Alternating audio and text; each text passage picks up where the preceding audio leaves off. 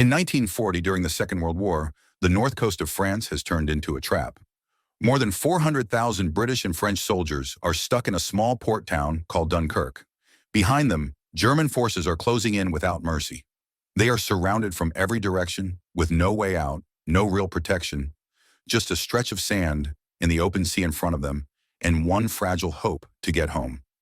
In the middle of this chaos, 6 British soldiers move carefully through a row of empty houses.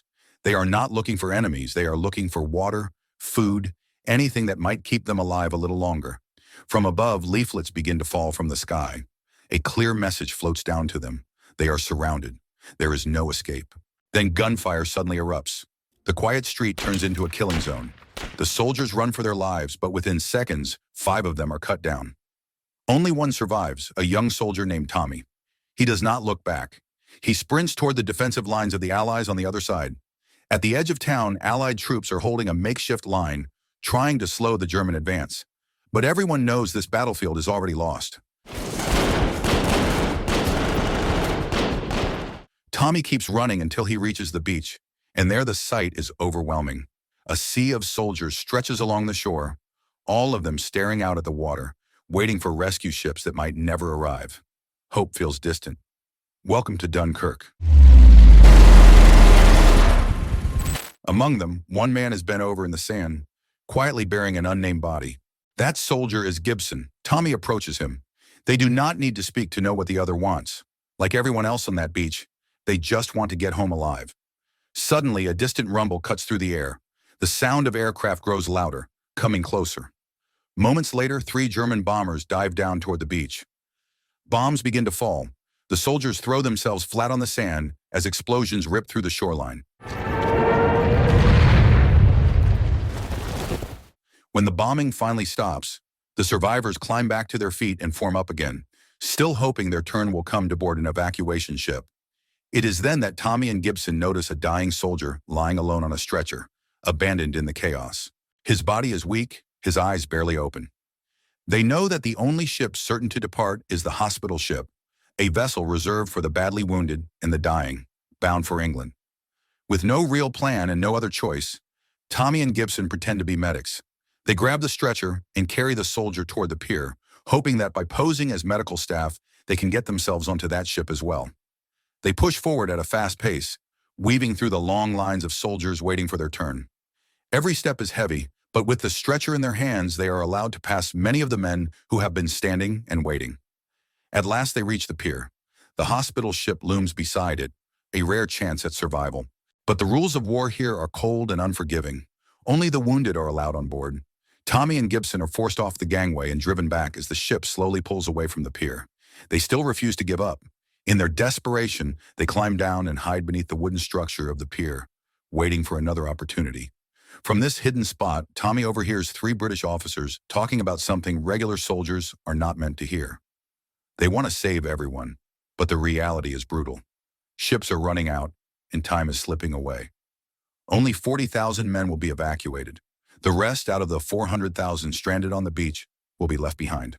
Tommy understands now that their fate depends on something close to a miracle. He barely has time to process this before the sky begins to shake again.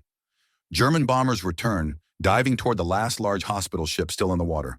Bombs are released, racing toward their target. Within seconds, the ship is hit, catches fire, and begins to sink. Soldiers throw themselves into the sea, swimming away from the burning wreck. In the middle of this chaos, Tommy spots a soldier from the Highlanders Regiment, struggling for his life. His name is Alex, and Tommy moves in to help him stay afloat. From a distance, Admiral Bolton stands on the pier, watching the only remaining hospital ship sink beneath the waves. With every loss, the chances of getting his men home grow smaller. But there is no time to mourn. The only order that matters now is saving whoever is still alive. When another rescue attempt begins, Tommy and Gibson blend in with a group of survivors from the destroyed ship, pretending to be among them. The plan works.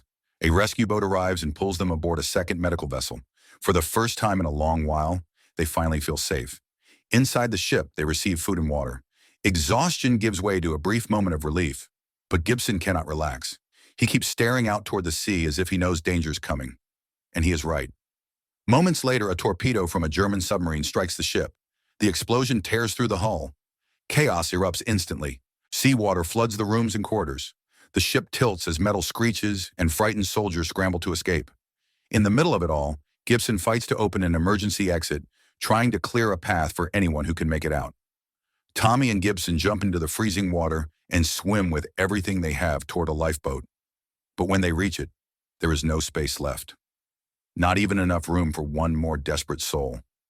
Back on the Dunkirk pier, Bolton stands still, facing a harsh truth. No more warships will be coming. The British government has pulled the fleet back to defend the homeland. Instead, the Navy has begun taking civilian vessels. Fishing boats, tourist boats, private yachts, anything that floats, all will be used to rescue the trapped soldiers. Among hundreds of cooperating citizens, one man chooses a different path. A civilian sailor named Mr. Dawson sets out before the military can take his boat. With him are his son Peter and, unexpectedly, a young boy named George who slips aboard without permission. Their small boat, the Moonstone, heads across the channel toward Dunkirk.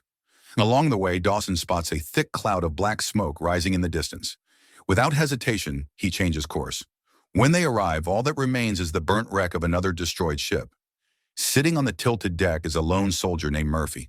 His hands tremble, his face is pale, and his eyes are empty. Peter throws him a rope and pulls him aboard. Murphy says nothing. He sits silently on the floor, completely overwhelmed by the trauma he has survived. George tries to calm him by offering a cup of tea, but the soldier is too shaken to understand kindness. Fear has taken full control. As the Moonstone continues through the fog, Murphy finally realizes where the boat is heading. Back toward Dunkirk. Panic takes over. He pleads for them to turn around and return to England. Dawson understands.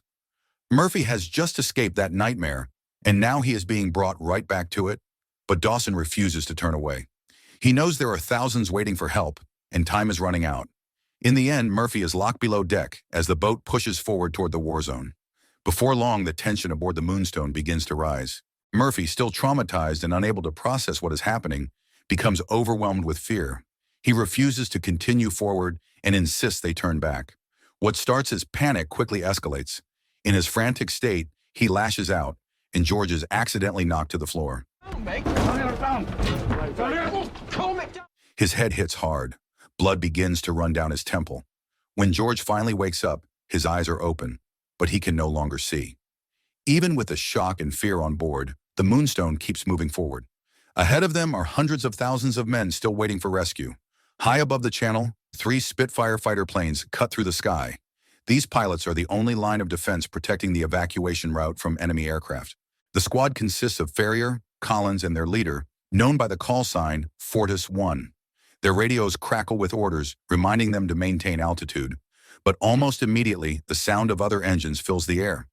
2 German fighters break through the clouds and attack without hesitation. The air battle begins. Ferrier manages to shoot one of the enemy planes into the sea, but the victory is short-lived. Communication with their squad leader suddenly goes silent.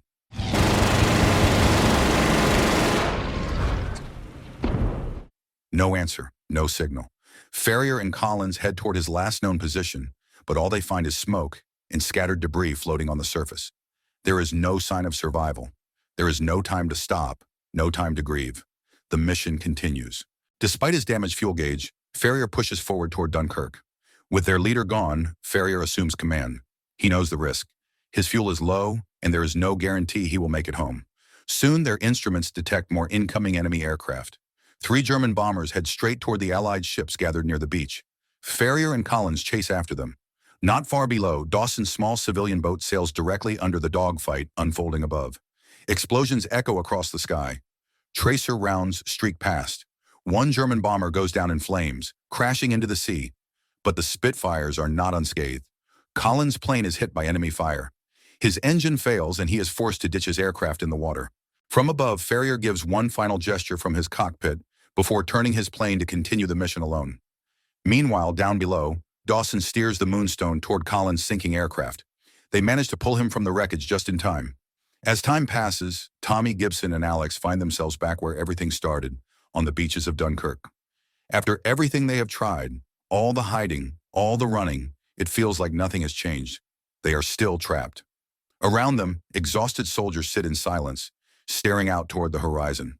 The fear, the waiting, and the constant uncertainty are taking a toll. Some have reached the breaking point, unable to endure the endless terror any longer. Yet even in the middle of despair, there is still a trace of determination to survive and make it home. The three join another group of soldiers. In the distance, a grounded ship rests between the tides, looking like a final chance. They climb aboard and hide below deck, hoping the rising water will eventually float the ship back out to sea.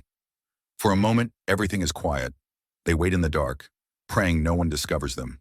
But the calm does not last. Footsteps echo across the deck. Instinctively, the soldiers aim their weapons, expecting the worst. Instead, they find a Dutch fisherman, the owner of the stranded ship, who has returned to help. Before anyone can process that, gunfire erupts from outside. The Germans are using the ship for target practice. Bullets tear through the steel walls. The soldiers freeze, knowing any movement could draw attention, but water begins pouring in. The longer they stay silent, the more the ship fills, and panic spreads quickly. Someone tries to plug the hole, but in an instant, he is hit. Fear takes over. In desperation, Alex suggests pushing someone overboard to lighten the ship, and he targets Gibson. He accuses him of being a German spy simply because he rarely speaks and does not communicate in English. Tommy fights the idea, reminding everyone that Gibson saved their lives back on the first sinking ship. The tension grows until Gibson finally speaks. He is not a spy. He is a French soldier who took the uniform of a fallen British soldier, hoping he would have a chance to evacuate with them. He just wanted to go home. But even after confessing, doubt and fear continue to hang over the group. From the pier, Commander Bolton watches the chaos unfold. He sees the grounded ship under fire, with Tommy and Gibson still trapped inside. But something else begins to appear on the horizon. Small boats, dozens of them, then hundreds. Fishing boats, pleasure boats, lifeboats, all coming from Britain. They are not soldiers. They are civilians answering a call for help. As the tide finally lifts the damaged ship, it begins moving away from the beach.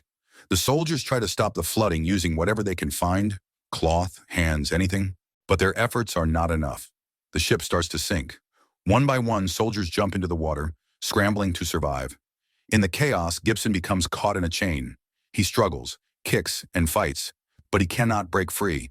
The water closes over him. Tommy swims toward a British destroyer nearby, the closest hope he has left. But before he reaches it, the sound returns. German bombers sweep in overhead, dropping their payload and striking the ships filled with survivors. Not far from the sinking ships, Dawson's small boat reaches the scene. A massive explosion shakes the water, spilling fuel across the surface that quickly catches fire. The soldiers who survived the bombing now find themselves trapped between the flames and open sea. Without hesitation, Dawson and Peter pull survivors from the water, doing everything they can to save whoever is still breathing. Among the men they rescue are Tommy and Alex, exhausted and barely conscious. But the rescue comes with heartbreak. George does not survive. His head injury was too severe. Up above, the battle in the sky is reaching its final moments. Ferrier is still fighting. His fuel gauge is nearly empty, but he continues circling above Dunkirk, protecting the shoreline. He dives again and manages to shoot down another German aircraft, heading toward the crowded pier. After that final hit, the sky falls quiet. With no fuel left, Ferrier glides over the beach. Below him, thousands of soldiers watch in awe. After everything that has happened, the sight gives them hope. As he passes overhead, the troops cheer. Ferrier brings his plane down beyond Allied lines. He climbs out, takes one last look at his aircraft, and sets it on fire. He will not let it fall into enemy hands. Moments later, German soldiers take him prisoner. Back on the pier, Commander Bolton stands firm as the last British evacuation ship pulls away from Dunkirk. Against all odds, nearly 300,000 soldiers have been rescued, 10 times more than anyone thought possible. But Bolton is not leaving yet. He stays behind to ensure French troops still waiting will also have a way home. When the surviving soldiers finally reach England, they climb aboard trains heading toward their hometowns. Their faces are tired. Their expressions are distant, burdened by trauma, fear, and guilt. Many wonder what awaits them. Will people see them as cowards who fled the battlefield, or as men who survived the impossible? But as the train pulls into the station, the answer becomes clear. Crowds are waiting, people cheer, applaud, shake their hands and embrace them. Not because they won a battle, but because they made it home. So the moral of the story is sometimes survival hurts more than death. And even when you make it home, a part of you never really does.